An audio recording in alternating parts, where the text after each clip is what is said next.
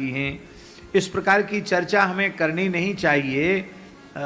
कम से कम इस पवित्र आसन से हमने सुना भी नहीं ठीक से, और किसी ने कहा कि आपको कहो तो हम मोबाइल में निकाल के दिखावें, तो हमने कहा हमको देखने की आवश्यकता नहीं, हमारा मन का चिंतन बिगड़ेगा। अभी कुछ समय पूर्व किसी व्यक्ति ने बताया कि विवाह के बाद कोई दंपति घूमने के लिए गए और जिस नव विवाहता वधू को ही उसकी ससुराल वाले लोग भी बड़ी सती साध्वी समझ रहे थे, उसी ने अपने मित्रों को, अपने प्रेमियों को बुला करके अपने पति की हत्या कर दी। ऐसी घटना अभी कुछ समय पहले हुई कि नहीं हुई? अब आप कहो कि स्त्री का महिमा मंडन करो, तो इस प्रकार की जो राक्षसी प्रकृति की स्त्रियां हैं, दुष्ट हृदया हैं, जिनमें न सत्य है, न सदाचार है, न धर्म है, तो ऐसी स्त्री हो या पुरुष हो, उसकी प्रशंसा कहां से होगी? वो कैसे अपनी पत्नी पर असंदेह कर सकता, अविश्वास कर सकता है? किंतु इनके स्वेच्छाचार में रोड़ा अटकाने वाला पति हो तो उसकी भी हत्या करने में इनको संकोच नहीं होता।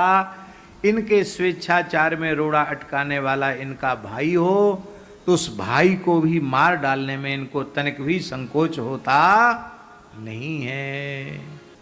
अब सब जगह वही बात लगानी है। ये पतिव्रता सती साध्वी कुलीन स्त्रियों के लिए, कन्याओं के लिए बात नहीं कही जा रही है। यह बात जिनमें धर्म नहीं है, सदाचार नहीं है, जो स्वेच्छाचार में प्रवृत्त हो रही हैं, ऐसी कुलटाओं के लिए ही ये बात कही जा रही है। इसलिए माताओं को बिल्कुल भी बुरा नहीं मानना चाहिए, एकदम सही बातें हैं ये। और इस प्रकार की घटनाएं घट रही हैं, आए दिन घट रही हैं।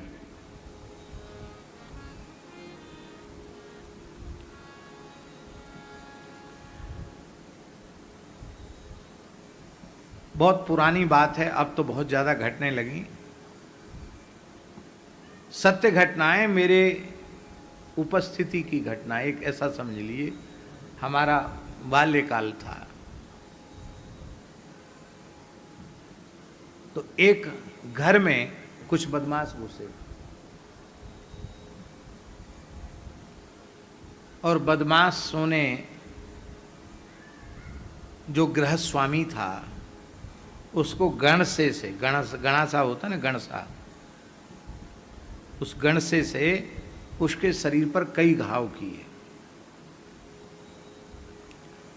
और वो बेचारा भगत आदमी था, तो एक एक गणसा में कहता राम राम राम, तो वो समझते रहे कि भी जिंदा है। फिर और फिर और फिर अंत में वो फैल गया। फैल गया का मतलब मारने वालों ने यही समझा कि ये मर गया। पूरी तरह चेतना शून्य जानकर, मानकर, मरा हुआ मानकर वे लोग वहां से चले गए। उसकी गृहिणी ने जोर जोर से रोना शुरू किया, मैं मर गई, मैं तो लुट गई। और महाराज तमाम भीड़ इकट्ठी हो गई, टोला मोहल्ले की। वो भगवान की क्या विचित्र लीला, उसमें चेतना थी उस व्यक्ति में, उसको होश आ गया।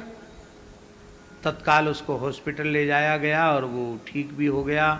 अब केस बन गया, अज्ञात लोगों के नाम से रिपोर्ट लिखाई गई। और एक थानेदार, बहुत ब्राह्मण देवता थे, एक थानेदार, बड़े ईमानदार और बड़े विलक्षण व्यक्ति थे वो।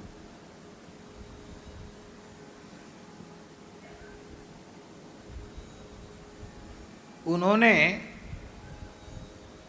सारे केस सुलझ नहीं रहा था, व्यक्ति पकड़ में नहीं आ रहे थे,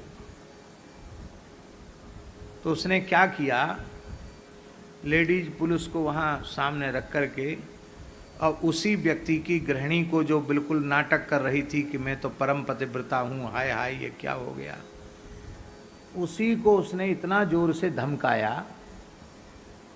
और धमकाया कुछ नहीं शास्त्री जी, लाल लाल मिर्चा सिल लोढ़ी पर पिसवा करके बोले तुम्हारी आंखों में भरेंगे, सच्ची सच्ची बात बताओ। भरा भरा कुछ नहीं, उसने सारी बात कबूल दी कि ये मेरे प्रेमी थे और ये पति मिलने में बाधक था। कई बच्चों की मां। तो हमने फिर यही सोचा कि तुम आ जाना, गेट ऐसे ऐसे खुला रहेगा, भीतर घुस जाना, और मैं गड़ा सा बढ़िया से तैयार करके रखूंगी, कुछ लाने की जरूरत नहीं है, ये ख़त्म हो जाएगा। बच्चे छोटे हैं, इधर उधर चले जाएंगे, फिर तुम चाहे जब मैं तुम्हारे पास आऊं तुम हमारे पास आओ। अब एक बात और हम निवेदन करना चाहते हैं, आजकल जमाना बड़ा विचित्र है। सही बात गलत बात क्या है, किस वक्ता के द्वारा किस प्रसंग में किस आशय को लेकर क्या कहा जा रहा है, इसके आद्योपांत संदर्भ का विचार करते नहीं हैं। और ये सोशल मीडिया इतना खतरनाक है कि आगे की बात और पीछे की बात काट करके जितनी विवादित बात है उसी को ले लेंगे और उसी को ले करके फिर इनकलाब जिंदाबाद शुरू हो जाता है। अमुक आयोग और लड़ाई झगड़ा दुनिया भरे का शुरू हो जाता है। माताएं झगड़ा करने में एक नंबर पर, खूब लड़ी मर्दानी वह तो झांसी वाली रानी थी। पर झांसी वाली रानी तो स्वतंत्रता आंदोलन में लड़ी और माताएं तो ऐसे ही खूब झगड़ा करने में कोई कसर नहीं छोड़ती हैं, तुरंत झगड़ा खड़ा कर देती हैं, कभी मनुस्मृति को लेकर, कभी रामचरितमानस को लेकर के। लेकिन मैं बहुत विनम्रता पूर्वक कह रहा हूँ कि यह जो कुछ धर्म शास्त्रों को जलाना या उनका तिरस्कार करना, ये महद अपराध है। इसका परिणाम कितने कल्पों तक नरकों में भोगना पड़ेगा नहीं कहा जा सकता है। कहीं स्त्री की निंदा नहीं है धर्मशास्त्र में, कहीं भी।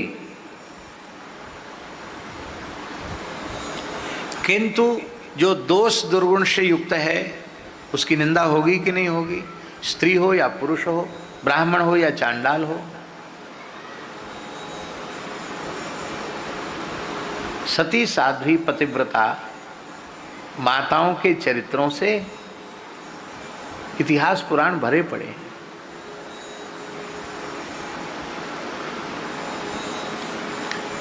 धरती के धारक 7 स्तंभ हैं। धरती के धारक 7 स्तंभ हैं। उन 7 स्तंभों में गोभिर विप्रैश्च वेदैश्च सतीभिः सत्यवादिभिः अलुब्धैर दानशीलैश्च सप्तभिर धार्यते मही। उनमें एक खंभा तो स्वयं सती माताएं हैं और 3 स्तंभ सतियों के गर्भ से ही प्रकट हो रहे हैं। लोभ रहित पुरुष, दानशील पुरुष, सत्यवादी पुरुष आसमान से थोड़ी बरसेंगे, न धरती से निकलेंगे, वो किसी सती साध्वी पतिव्रता नारी की कोख से ही जन्म लेंगे। तो एक प्रकार से 3 तो ये और चौथी वो, तो 7 स्तंभों में 4 स्तंभ तो माताएं ही हो गई और गोमाता भी गोमाता है तो 5 हो गई। बचे कौन?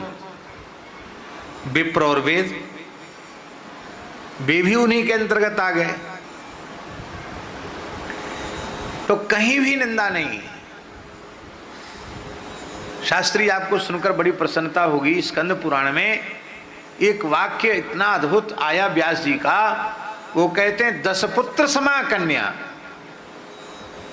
एक लोग कहते हैं कि स्त्रियों का आदर नहीं, 10 पुत्र समा कन्या, 10 कन्या समो तरुहु। 10 पुत्र समा कन्या, 10 पुत्रों के समान एक बेटी है। पर ऐसे वाक्यों का प्रचार ही नहीं होता। अभी हमने ब्रह्महत्या की बात कही थी। एक ब्रह्महत्या का जितना पाप है उसका 10 गुना पाप स्त्री हत्या का है। 10 ब्रह्महत्याओं का पाप एक स्त्री की हत्या का पाप है। स्त्री का कभी तिरस्कार नहीं करना, स्त्री का कभी अनादर नहीं करना, यही हमारे धर्म शास्त्रों में बार बार आया है। और कहीं भी स्त्री की निंदा नहीं लिखी है। जहां कहीं स्त्री निंदा के जो वचन हैं उसमें बड़ा आश्चर्य है शास्त्री जी, जहाँ कहीं निंदा के वचन है वो किसी पुरुष के द्वारा कहे गए नहीं है, वो प्रायः स्त्रियों के द्वारा ही कहे गए हैं। हाँ हाँ, स्त्रियों के द्वारा ही वे कहे गए, पुरुष के द्वारा स्त्रियों की निंदा नहीं की गई।